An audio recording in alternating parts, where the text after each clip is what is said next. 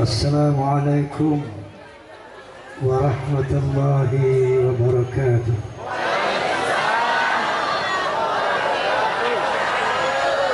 Bismillahirrahmanirrahim.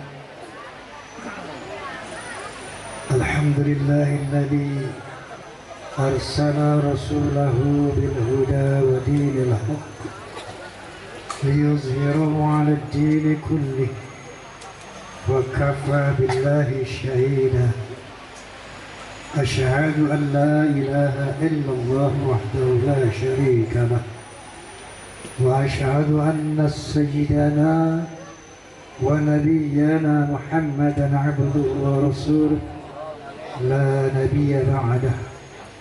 Allahumma fassalli wa sallim wa barik ala sayyidina Muhammad wa ala alihi wa sahbihi man walah. Amma ba'd. Al-mukarramun, para alimin ulama yang saya muliakan, yang saya dengar tadi, saya tahu ada Bapak Kiai Haji Yusuf, ada Bapak Kiai Haji Turmuzi, ada Bapak Kiai Haji Jubah Irang, ada Bapak Danin Sada, dan ada Ustaz. Masya Allah, mohon maaf kalau ada yang tidak saya sebutkan. Ada Ki Haji Rauf, Bapak-bapak jabat sipil TNI maupun Polri yang saya hormati, Forum Silaturahmi Takdir Masjid dan Mushola Indonesia, Fahmi Tamami, barangkali ada anggota PAMI, Persatuan Artis Musik Melayu Dangdut Indonesia. Saya mau tanya, di sini ada fans Roma nggak? Ada fans Soneta nggak? Fans Roma and Soneta disingkat Forsa.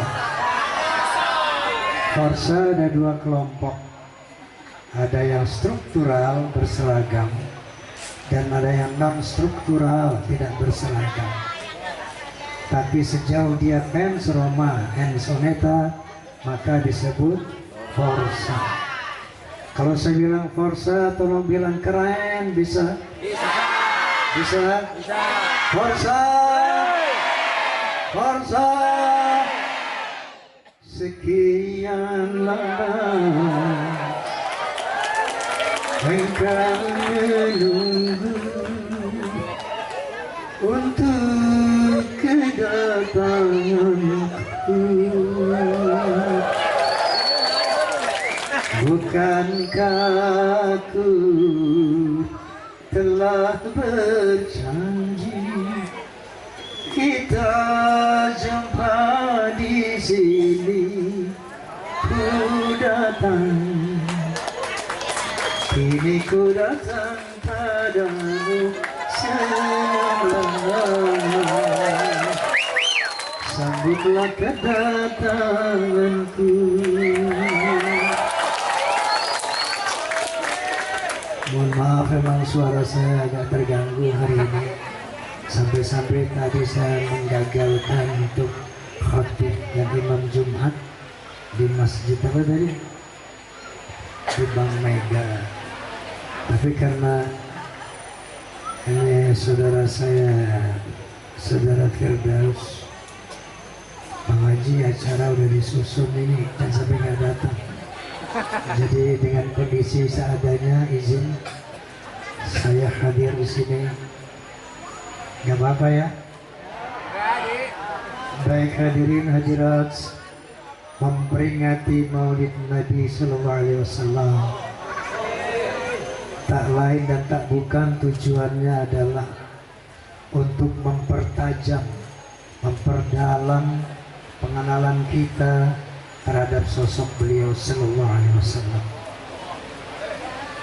Karena kalau sudah kenal lebih dalam, maka akan muncul kekaguman kita.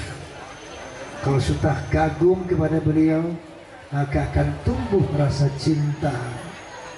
Kalau sudah cinta kepada beliau, maka insya Allah akan tumbuh ketaatan kita kepada beliau. Inilah yang difirmankan Allah Subhanahu wa taala. Qul in kuntum tuhibbunallah fattabi'uni yuhibbukumullah wa yaghfir lakum dzunubakum wallahu ghafurur rahim. Katakan ya Muhammad, seandainya kamu semua hai manusia cinta kepada Allah, maka taatlah kepadaku.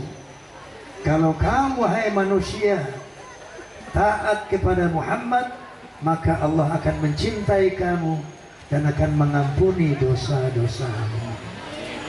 Ini firman Allah Subhanahu wa taala kepada Nabi.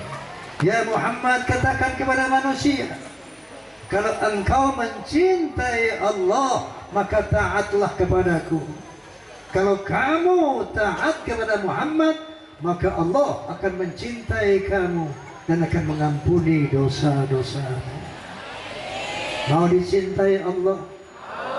Pastinya. Mau diampuni dosa kita oleh Allah? Pastinya. Syaratnya adalah taat kepada Nabi.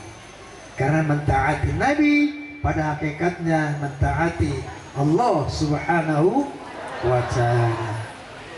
Tadi Nabi Allah berfirman untuk Rasulullah. Sekarang Allah berfirman untuk kita nih, umat Islam yang beriman. Wa ma ataakumur rasulu fakhudhuhu wa ma nahakum anhu fantahu. Apa yang diperintah oleh Nabi laksanakan, dan apa yang dilarang oleh Nabi tinggalkan. Itulah bentuk ketaatan kita kepada Nabi yang menjadi ketaatan kita kepada Allah Subhanahu wa taala. Baik, untuk menimbulkan taat kita harus cinta. Untuk menimbulkan cinta kita harus kenal beliau. Izinkan saya membacakan biografi singkat beliau, boleh? Boleh. Beliau adalah Muhammad bin Abdullah bin Abdul Muttalib bin Hashim bin Abdul Manaf bin Qusay bin Hakim bin Murrah bin Ka'ab bin Lu'ay bin Ghalib bin Fihr bin Malik bin An-Nadar bin Kinanah bin Khuzaimah bin Mudrika bin Ilyas bin Mudar bin Nizar bin Ma'at bin Adnan. Selanjutnya beliau keturunan Nabi Ismail alaihissalam bin Nabi Ibrahim alaihissalam. Beliau dilahirkan di kota Makkah pada hari, mesti hafal umat. Beliau dilahirkan di kota pada hari, tanggal, bulan, hari Senin di kota Makkah, tanggal 12, bulannya Rabiul Awal, tahunnya tahun gajah, bukan tahun macan. Kenapa dikatakan beliau dilahirkan pada tahun gajah? Karena saat beliau dilahirkan terjadi penyerangan tentara gajah yang dipimpin Raja Abraha. Tujuannya mau meruntuhkan Ka'bah. Peristiwa ini, sejarah ini diabadikan oleh Allah Subhanahu wa taala dalam Al-Qur'anul Karim surat apa? Al-Fil. Bismillahirrahmanirrahim. Alam tara kaifa fa'ala rabbuka bi ashabil fil? Alam yaj'al kaidahum fi tadlil wa arsala 'alaihim tayran ababil tarmihim bihijaratin min sijil faj'alahum. Sadaqallahul azim. Itu kira-kira artinya, tidakkah kamu melihat bagaimana Allah Subhanahu wa taala menggagalkan upaya tentara gajah dengan mengirimkan tayran ababil. Tayran bisa diartikan burung. Burung ababil artinya berbondong-bondong. Ada orang menafsirkan zaman dulu burung berbondong-bondong bawa batu api dari neraka, kemudian melempari tentara gajah dengan batu api. Tapi mufassir yang modern menyatakan tayran itu sesuatu yang terbang. Ababil berbondong-bondong berjuta-juta. Mereka menafsirkan itu adalah meteor yang menyala yang membara sebagai batu bakar, kemudian dilempari oleh Allah Subhanahu wa taala, menghunjam tentara gajah sehingga lumat seperti rumput yang dikunyah. Itulah saat itu beliau dilahirkan oleh Siti Aminah. Hadirin hadirat, Nabi Muhammad SAW adalah Nabi yang teragung, terbesar, termulia di antara 124.000 Nabi yang pernah diturunkan Allah Subhanahu wa taala. Ada berapa Nabi? 124.000. Likulli ummatin nabiyyin.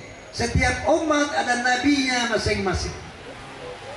Lalu di antara 124.000 nabi terdapat 313 rasul.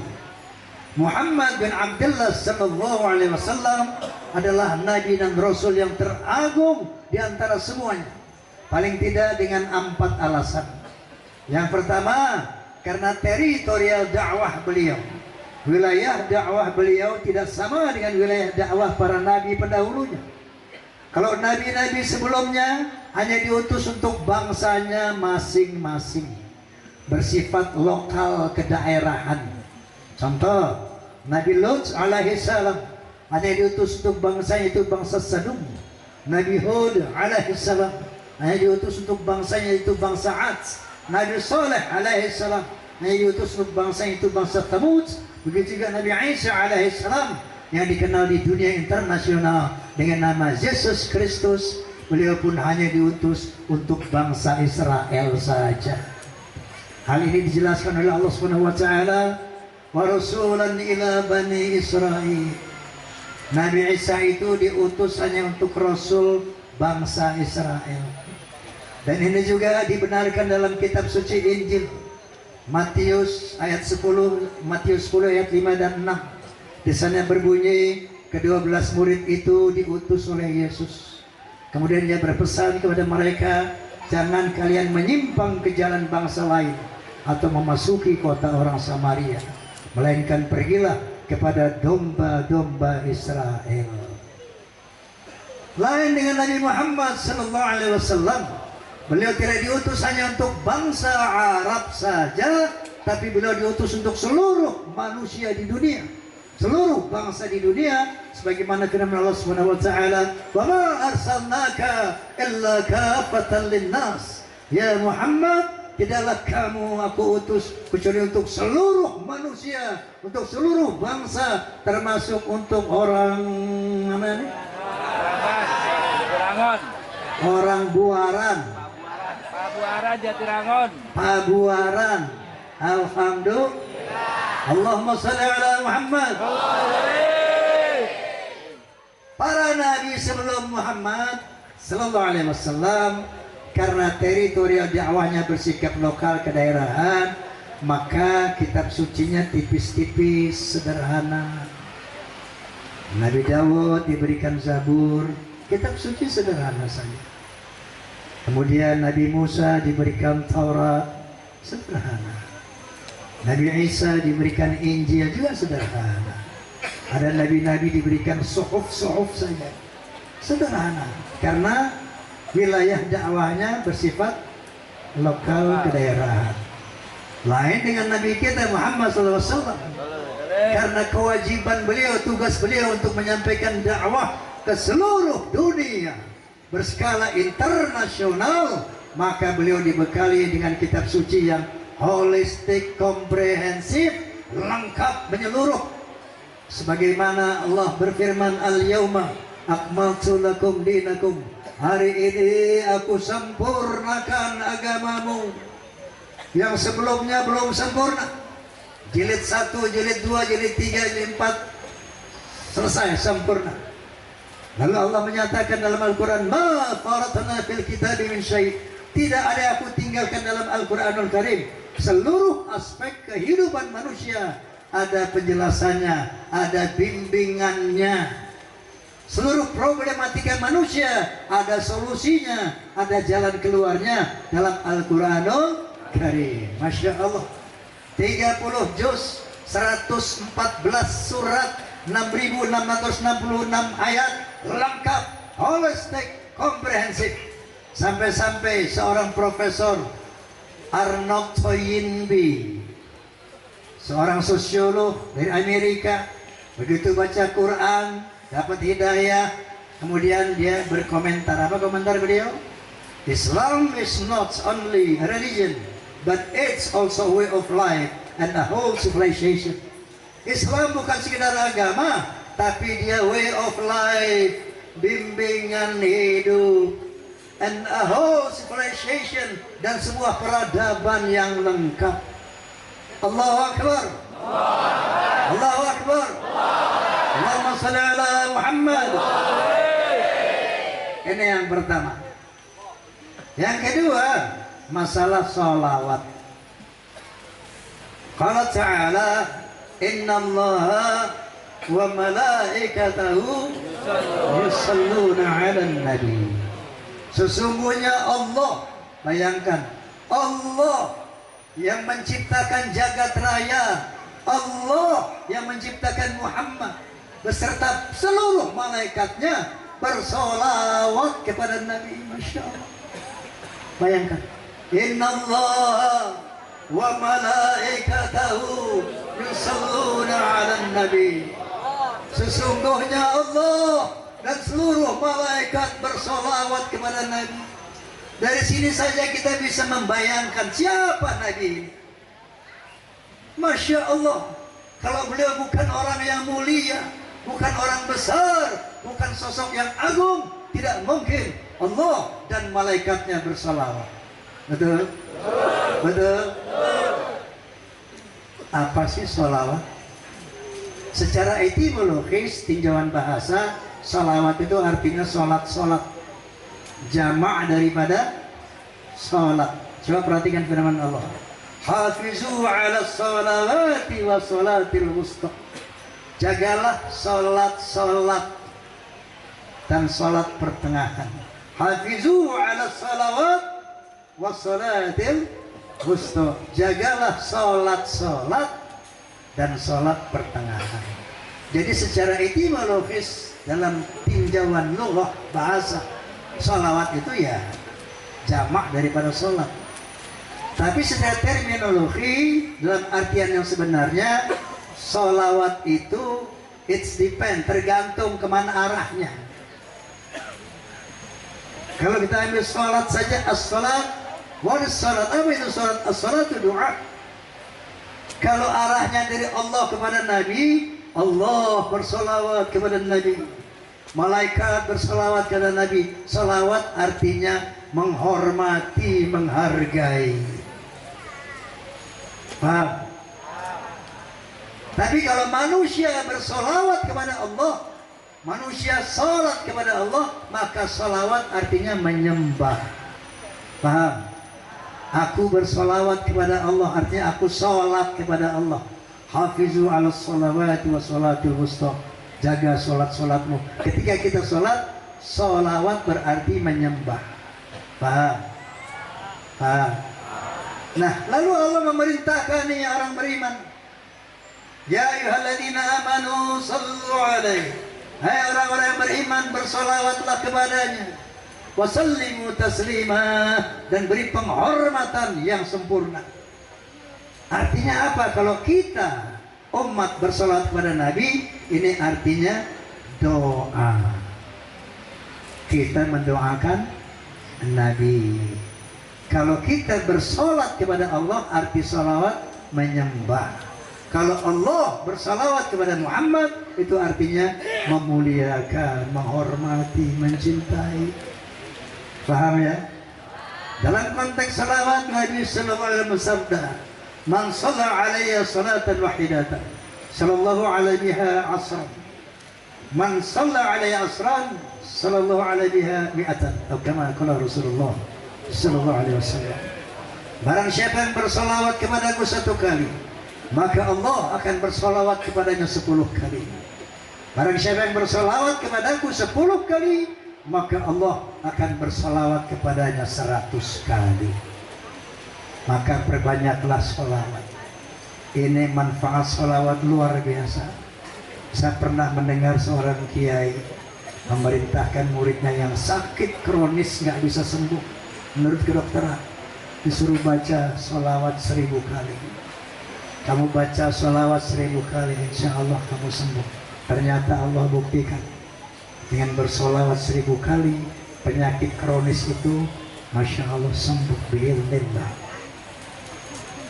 Kita sholawat yuk. Mau sholawat? Ikuti saya ya, jangan disambut, ikuti. Allahumma salli ala Sayyidina Muhammad wa ala ali Sayyidina Muhammad. Allahumma salli ala Sayyidina Muhammad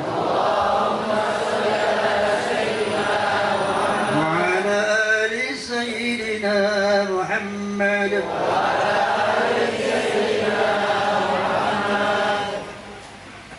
Berapa kali kita salawat? 2 kali. Sesuai dengan janji Nabi, maka Allah akan bersalawat kepada kita 20 kali. Kalau Allah sudah bersalawat kepada manusia, insya Allah selamat berkah. Dunia akhirat. Asal dengan ikhlas, tulus, cinta kepada Nabi. Allahumma sholli ala Muhammad. Ya. Yang ketiga, keutamaan Nabi adalah syafaat. Apa sih syafaat? Syafaat itu rekomendasi untuk minta kepada Allah agar menolong seseorang. Namanya syafaat. Nanti pada hari kiamat manusia berbondong-bondong, berlari-lari cari Nabi Adam, cari Nabi Nuh, cari Nabi Musa, cari Nabi Isa, minta syafaat. Tolong saya mintakan syafaat kepada Allah agar aku bisa dimaafkan, bisa diampuni. Semua lari-lari kepada para nabi. Apa kata mereka? Kami tidak diberikan izin oleh Allah untuk memberi syafaat kepada manusia. Silakan datang kepada namanya Muhammad bin Abdullah. Beliaulah yang diberi izin oleh Allah untuk memberikan syafaat kepada manusia. Dalam hal ini Nabi sallallahu alaihi wasallam bersabda, "Likulli nabiyyin da'watun qad da'a biha fastajibah. Faja'altu da'wati syafa'atan li ummati yaumil qiyamah." Masya Allah. Kata Nabi apa? Setiap Nabi punya doa pamungkas. Dan mereka telah menyampaikan doa-doa pamungkas mereka dan telah dikabulkan oleh Allah Subhanahu wa taala. Tapi aku simpan doa pamungkasku, akan aku jadikan sebagai syafaat untuk umatku nanti pada hari kiamat.